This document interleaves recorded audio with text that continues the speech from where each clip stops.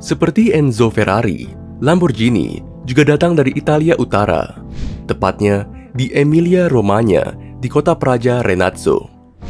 Di sanalah Antonio dan Evelina Lamborghini membesarkan putranya, Ferruccio, di antara kebun anggur mereka.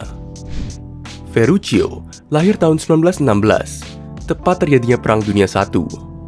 Meskipun demikian, Ferruccio tumbuh sebagai orang yang ambisius dan memiliki harapan. Ferruccio memiliki ketertarikan terhadap mesin. Sejak kecil, ia suka berkutat dengan mesin di garasi ayahnya. Hingga tahun 1935, ia mulai membuka bengkel sendiri. Perang Dunia II menjadi titik balik bagi Ferruccio. Pada tahun 1940, ia direkrut oleh Angkatan Udara Kerajaan Italia sebagai mekanik di garnisun di Pulau Rhodes, Yunani. Dalam bekerja, Ferruccio memperoleh pengalaman menggunakan mesin-mesin tua. Namun, tahun 1943, ketika Italia menyerah, Jerman mengambil alih garnisun dan mengusir bekas sekutunya. Ferruccio memutuskan tetap tinggal sebagai warga sipil dan diizinkan oleh Jerman. Ia kemudian mulai membuka bengkel dan banyak yang puas dengan hasil dan bakat mekanik Ferruccio.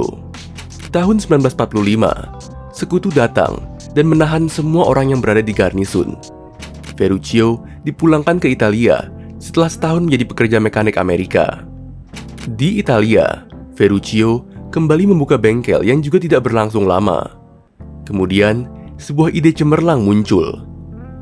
Pengalamannya dengan kendaraan sekutu dan Axis membuatnya memiliki keunggulan yang lebih dibanding mekanik lainnya. Pasca perang, Italia perlu memulihkan cadangan pangannya. Ferruccio memiliki rencana ambisius yang ia jalankan tahun 1947. Ia mendirikan perusahaan dengan modal 2.000 lira dan 3 pegawai mekanik. Proyek awal perusahaannya adalah membuat traktor skala besar dengan harga terjangkau. Pemasok utamanya adalah ARAR atau Azienda Rilievo Alienazione Residuati, perusahaan milik pemerintah yang bertanggung jawab untuk menjual semua peralatan militer yang tersisa setelah perang.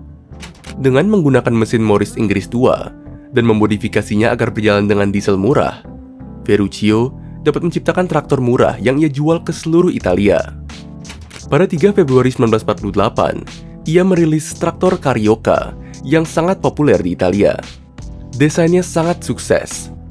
Lalu, Ferruccio mendirikan perusahaan kedua, yaitu Lamborghini Trattori. Ia mempekerjakan 4 orang, membeli pabrik di Cento, dan meminjam uang sebanyak 10 juta lira yang didukung oleh pertanian anggur milik keluarganya untuk membeli ratusan mesin Morris, Perkins, dan Dodge dari ARAR. Ferruccio kemudian memutuskan untuk mengikuti lomba balap bergengsi bernama Mille Miglia. Namun, saat berangkat, ia mengalami kecelakaan dan tidak tertarik lagi untuk mengikuti balap. Tahun 1950, Trattori memiliki tenaga kerja lebih dari 30 orang dan memproduksi lebih dari 200 traktor per tahun. Permintaan traktor bertambah. Lalu, ia memperoleh 1.000 meter persegi tanah pada 1951 untuk membangun pabrik baru.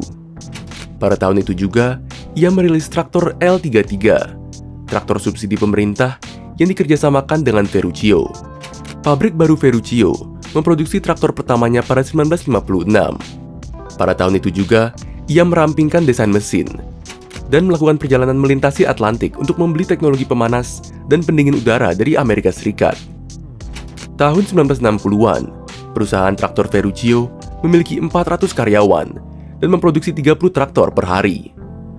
Menjadi mekanik secara otodidak, ia menjadi pribadi yang kritis pada setiap kelemahan dari mobil yang ia miliki.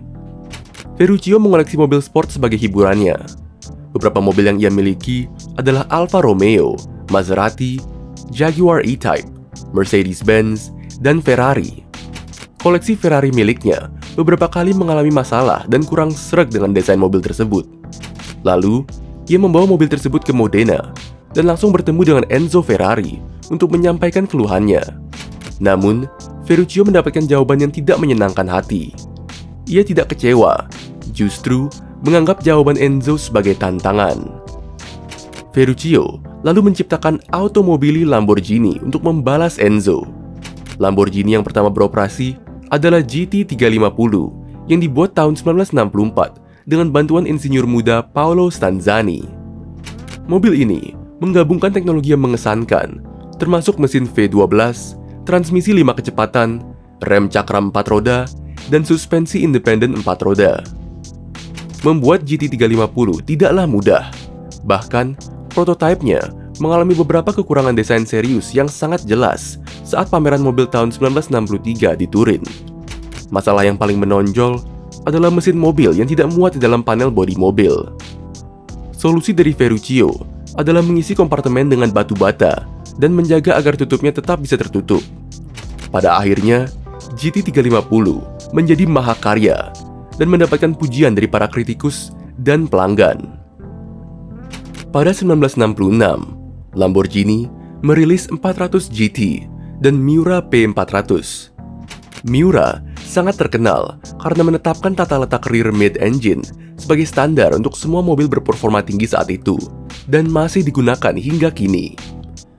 Miura awalnya dikembangkan sebagai kendaraan balap jalanan oleh tim insinyur yang dipimpin oleh Marcello Gandini. Mereka merahasiakan proyek dari Ferruccio karena ia menentang membuat mobil balap yang disebabkan kecelakaannya dahulu. Ketika Ferruccio mengetahui desain baru mobilnya, dia terlihat cukup terpesona, namun masih berpegang pada kebijakan no racing. Tahun 1968, Lamborghini merilis mobil klasik Espada dan Islero 400 GT, dan semakin sukses dengan menciptakan LP500, Huraco P250, dan Jarama 400 GTS. Namun 1970-an menjadi tahun yang buruk bagi Lamborghini. Pada tahun 1973, 2 tahun setelah penghapusan sistem Bretton Woods, pasar saham global mengalami kehancuran, dan Dow menghapus setengah dari nilainya. Pada saat yang sama, OAPEC memulai embargo minyak yang berakibat naiknya harga bahan bakar dan menjerumuskan perusahaan otomotif ke dalam krisis. Lamborghini Trattori juga mengalami penurunan ketika kesepakatan pemasok Bolivia dengan 5.000 traktor dibatalkan karena kudeta 1971 oleh Hugo Banzer. Ferruccio melakukan yang terbaik untuk tetap mempertahankan perusahaannya. Ia akhirnya menemukan pembeli lain untuk traktornya. Ia juga memindahkan pabrik pemanas minyaknya ke Dosso, Nigeria. Pada akhirnya, ia harus menjual saham Lamborghini kepada investor asing agar tetap bisa mempertahankan perusahaannya. Meski ia berhasil menyelamatkan Lamborghini, ia tetap pensiun di tengah pemogokan luas yang dilakukan serikat pekerja di seluruh Italia. Pada 1973, ia menjual perusahaan Trattori kepada perusahaan traktor Italia lainnya.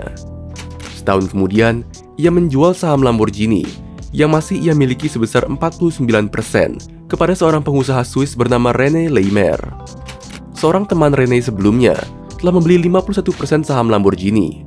Kemudian, keduanya bekerja sama untuk memajukan kembali Lamborghini. Namun, upaya keduanya gagal, yang kemudian membuat automobili Lamborghini dilikuidasi. Pada 1980, pemerintah Italia menjual Lamborghini sebesar $3 juta kepada Mimran bersaudara, dua pengusaha Prancis yang memiliki perkebunan tebu dan pabrik tepung besar di Afrika. Mimran bersaudara berambisi ingin merenovasi semua fasilitas Lamborghini dan membentuk tim insinyur baru, namun tidak diiringi dengan anggaran yang cukup, dan mereka terpaksa menjual kembali Lamborghini. Pada 1987, Lamborghini jatuh ke tangan Chrysler, seseorang yang mengimpor merek mobil mewah ke Amerika. Kurang dari 5 tahun, Chrysler menjual Lamborghini ke seorang konglomerat Indonesia karena tidak menghasilkan keuntungan. Setco Group yang membeli Lamborghini berhasil memulihkan kondisi Lamborghini. Kemudian pada tahun 1996, Lamborghini meraup keuntungan sebesar $120.000. Namun tahun 1998, krisis keuangan melanda dan Lamborghini kembali dijual. Pembeli selanjutnya adalah Ferdinand Piëch dari Volkswagen, yang juga membeli Bentley dan Bugatti di tahun yang sama. Di bawah Volkswagen, Lamborghini merubah strukturnya menjadi lebih ramping dan dapat mulai kembali merebut pasar mobil sport mewah. Untuk memenuhi tantangan abad ke-21, Lamborghini secara agresif memasarkan mereknya, dan di saat yang sama berinvestasi dalam penelitian dan pengembangan material. Mereka telah mendiversifikasi mobil mereka untuk menarik anggaran yang lebih luas, meski harga terendahnya masih terbilang mahal. Puncak kesuksesan Lamborghini adalah Gallardo, yang selama 10 tahun masih tetap diproduksi. Gallardo terjual sebanyak lebih dari 14.000 unit, sehingga menjadi desain Lamborghini paling populer. 2015 menjadi tahun terbaik bagi Lamborghini, karena penjualan melonjak naik dari 2.530 unit di 2014 menjadi 3.245 di 2015. Lamborghini kembali memproduksi mobil hits yang bernama SUV lurus atau Huracan, penerus Gallardo.